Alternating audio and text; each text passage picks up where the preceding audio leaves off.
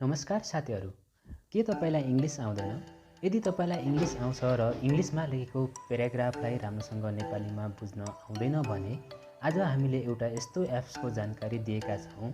हामीले विदेश कुनै पनि देश जाँदा बाहिर बोर्डमा लेखेको लोकेसन अथवा कुनै पनि कुरालाई फोटो खिचेर तपाईहरूले सजिलैसँग ल्याङ्ग्वेज ट्रान्सलेट गरेर नेपालीमा पढ्न र बुझ्न सक्नुहुन्छ। त्यति मात्र नभएर स्टुडेन्टले आफ्नो इङ्ग्लिस प्याराग्राफको फोटो खिचेर नेपाली शब्द बनाई राम्रोसँग बुझ्न पनि सक्नुहुन्छ र हामीले भोइस गरेर आफूले बोलेर तपाईहरूले सजिलैसँग यसलाई नेपालीबाट बोलेर इङ्ग्लिस बनाएर पनि कुनै ठाउँमा पेस्ट अथवा कुनै ठाउँमा लेख्न पनि सक्नुहुन्छ। त्यति मात्र नभएर हामीले विभिन्न किसिमको ल्याङ्ग्वेज पढेका हुन्छौँ, जस्तै जापानिज अनि त्यसपछि चाइनिज, त्यस्तो भाषा पनि सजिलैसँग यो एप्सले बनाएर देखाउँछ। साथीहरू, सम्पूर्ण जानकारी कसरी गर्ने यो भिडियोमा हामीले पुरा जानकारी दिएका छौँ। भिडियो सुरु गर्नुभन्दा पहिले हामीले सब्सक्राइब गरी हामीसँग जोडिनुहोला।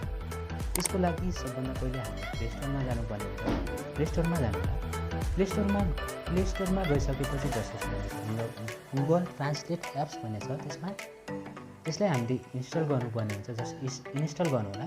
जस्ट मैले इन्स्टल गरिसकेको हुनाले यसमा ओपन भनेर देखाएको छ। जस्ट ओपन गर्नुहोला। ओपन गरिसकेपछि एउटा यस्तो इन्टरफेस खोल्छ, जस यसमा हेर्न सक्नुहुन्छ इन्टर ट्याक्स भनेको छ। त्यसको तलपट्टि हेर्न सक्नुहुन्छ इङ्ग्लिस र यतापट्टि हामीले ट्रान्सलेट गर्न लागेको ल्याङ्ग्वेजलाई चुज गर्नुपर्ने हुन्छ। र इङ्ग्लिस मैले चुज गरेको ठाउँमा तपाईँहरूले यसमा तपाईँहरू टाइप गर्न लागेको ल्याङ्ग्वेजलाई चुज गर्नुपर्ने हुन्छ। जस्तै मैले यहाँ एउटा केही लेखेर देखाउँछु। जस्तै मैले यसमा हाउ भनेर लेखेर देखाएको छु। यसमा हेर्न सक्नुहुन्छ कसरी भनेर नेपालीमा आइसकेको छ। त्यसै गरी हाउ आर यु भनेर लेखेर मैले टाइप गरेको छु। यसमा हेर्न सक्नुहुन्छ तिमीलाई कस्तो छ।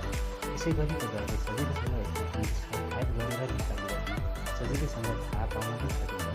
त्यति मात्र नभएर हामीले जस्तै यसमा नेपाली र यसमा हामीले ट्रान्सलेटमा चाइनिज पनि बनाउन सक्छौँ। जस्तै मरो भनेर लेख्नु, यसमा हेर्न सक्नुहुन्छ साइडमा अटोमेटिक ल्याङ्ग्वेज देखाइसकेको हुन्छ। त्यसै गरी यसमा विभिन्न किसिमको ल्याङ्ग्वेजहरू छ। त्यसमा गएर तपाईँहरूले सजिलैसँग तपाईँहरूले ट्रान्सलेट गर्न सक्नुहुन्छ। त्यसपछि हामीले यसमा हेर्न सक्नुहुन्छ कन्भर्सेसन भनेको छ। त्यसमा क्लिक गरेर हामीले सजिलैसँग ट्रान्सलेट गर्न सकिन्छ। जस्तै हामीले यसमा इङ्ग्लिस भनेर राखेका छौँ। इङ्ग्लिस भनेर राखिसकेपछि यसमा क्लिक गरिसकेपछि यसमा टाइप गर्नुपर्ने हुन्छ। यसमा हामीले बोल्दै गर्दा यसमा अटोमेटिक आफै अटो टाइप हुन्छ। यसमा सजिलैसँग हेर्न सक्नुहुन्छ। यसमा तपाईँहरूले नेपालीबाट टाइप गरेको यसमा देख्न सक्नुहुन्छ। जस्तै म यहाँ नेपालीबाट बोल्दैछु, यसमा टाइप हुँदै छ। यसमा अटोमेटिक टाइप हुन्छ। साथीहरू, यो टाइप भएकोलाई हामीले सजिलैसँग यसमा कपी अथवा कपी पनि गर्न सकिन्छ। यसमा कपी गरेर कुनै पनि ठाउँमा पेस्ट अथवा कुनै सोसियल माध्यममा रिप्लाई पनि गर्न सकिन्छ। त्यति मात्र नभएर हामीले अरू पनि सजिलैसँग युज गर्न सकिन्छ। त्यसमा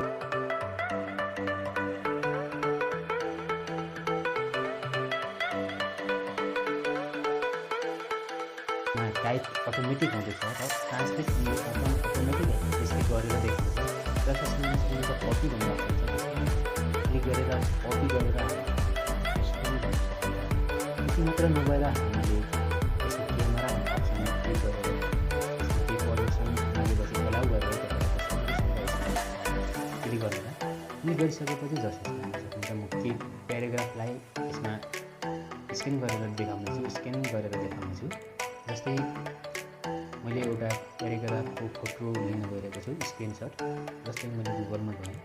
गुगलमा गइसकेपछि यसमा हेर्न सक्नुहुन्छ मेरो वेबसाइट लक्ष्मी कुमारी बुढा भनेर मैले एउटा वेबसाइट बनाएको छु। त्यसमा गएर मैले केही आर्टिकलको फोटो खिचेर अथवा स्क्रिनसट गरेर यसमा राखेर देखाउँछु। जस्तै मैले यसमा भर्खरै युट्युब फ्यामिली भनेर यसमा छ, त्यसको बारेमा मैले भर्खरै यसमा गएर विभिन्न किसिमको टेक्निकल सम्बन्धमा यसमा आर्टिकल अथवा भिडियो पोस्ट गर्छु। जस्तै यसमा मैले यसको स्क्रिनसट लिइसकेको छु।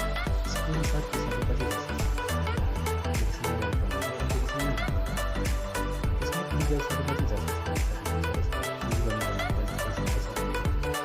युज गरिसकेपछि जस्ट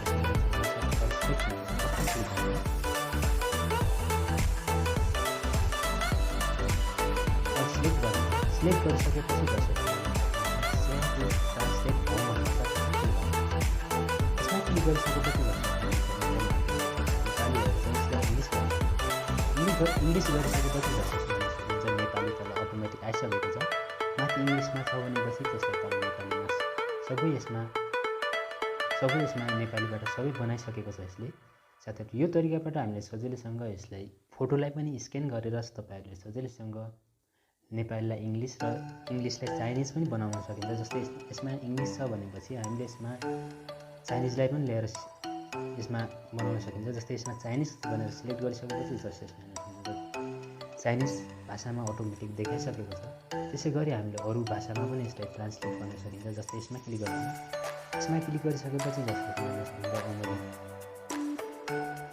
जस्तै यसमा हिन्दी छ हिन्दीलाई पनि तपाईँहरूले सजिलैसँग बनाउन सक्नुहुन्छ।